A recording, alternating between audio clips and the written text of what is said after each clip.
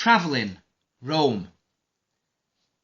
So it was 2007 when a group of us, well, there were 5 of us in fact, my boyfriend, 2 of my best friends and the boyfriend of one of them, we made up our minds and went to Italy for our holidays. Even today, 9 years later, we still remember with fondness all the funny stories we relished for 15 days in the September 2007. The first step on our trip was Rome, the so-called eternal city. I loved Rome for one reason in particular, the beauty. First and foremost, the beauty of the Italian men. In particular, all those jaw-droppingly handsome carabinieri who were watching over all the monuments of the city, which actually made us second guess what the actual monument was and what we were supposed to be looking at exactly. And secondly, the beauty of the city. Rome's a museum itself. A history museum. Each and every street you walk on has its own little chunk of history.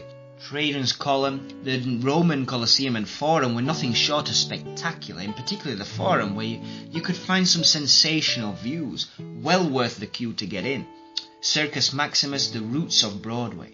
Via Appia, where the soldiers' parades were exciting, and the Catacombs, the grave of Christianity. It's also a museum of art. You can breathe art on every street, every single church. It's full of masterpieces, indoors and out, like no other city in the world. A museum of film. There are many places captured and seen in classic film scenes. I mean, come on. Who hasn't seen the Trevi fountain scene filmed in La Dolce Vita? Or, the scene of La Bocca della Verite in Roman Holidays? I refrained from pretending to have my hand bitten off a la Gregory Peck. Allegedly, that scene in the film wasn't scripted and Peck truly shocked his co-star Audrey Hepburn. The days, though, are quite tough as a tourist with too many things to do and visit. Well, days might be tough, but nights are even tougher. If Rome bathed in daylight is spectacular, nights are just as worth it. Trastevere is the opportune place to have a bite to eat and a drink here and there, full of young people, restaurants and bars. It's a kind of oasis of fresh air amid the city and its history. The food's great in most food joints. I had 3 pizzas in the first 2 days, the best at Dabafetto, the strong cheeses. Everything goes down well with some white wine. The tiramisu from Pompi, which was close to the Piazza di Spagna, was just mouth-wateringly great. We had a hazelnut flavour, but seriously had to stop ourselves from buying more and more. Pompi also does great ice cream. We had booked an apartment and all 5 of us lived all together. And every night one of my best friends and I used to go out at night after the lengthy day of tourism stuff. Occasionally we'd go out to Trastevere to have a drink, sometimes to Piazza Navone to have an ice cream, or sometimes around the Trevi area to enjoy the views on a little stroll. We just couldn't waste away our time sleeping with all that life outside. We had to go out, if only because we could no longer stand the pressure of the rest of the group. They acted as if they were our parents. Every night when we came back, we had to listen to their constant nagging, and each time we couldn't help laughing, which, in hindsight, made them even angrier. They still travel with us, though, so I think they must love us the way we are. Days were properly interesting. I love art, and I enjoyed it a lot. St. Peter is amazing, with the Baldacchino and La Pieta, Bernina's masterpieces. You mustn't forget to visit the church of St. Pietro in Vincoli either, to bask in the delightful statue of Moses and the catacombs. Whilst there, we ran into an old retired Spanish priest, who in turn was quite pleased to run into us there. He explained the story of those catacombs to us, and he gave us a little figurine with the image of the Virgin Mary.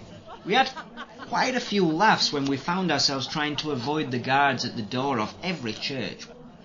We went in summer, and summer can really get quite warm, and almost every day the girls forgot to bring something to cover and hide our shoulders or legs, if we wore indecent clothes.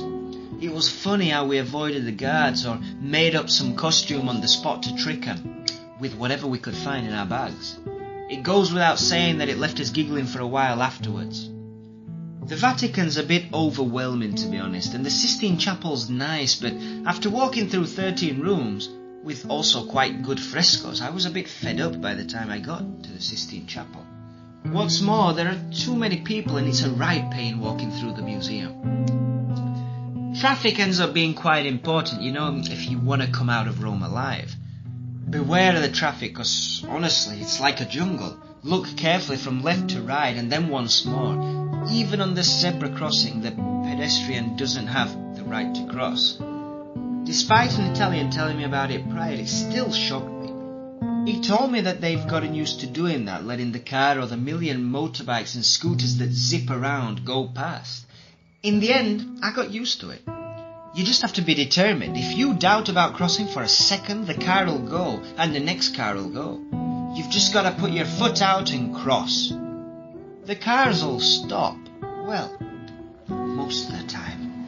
Rome's full of fountains too, and not only like the Trevi one, I mean with drinking water.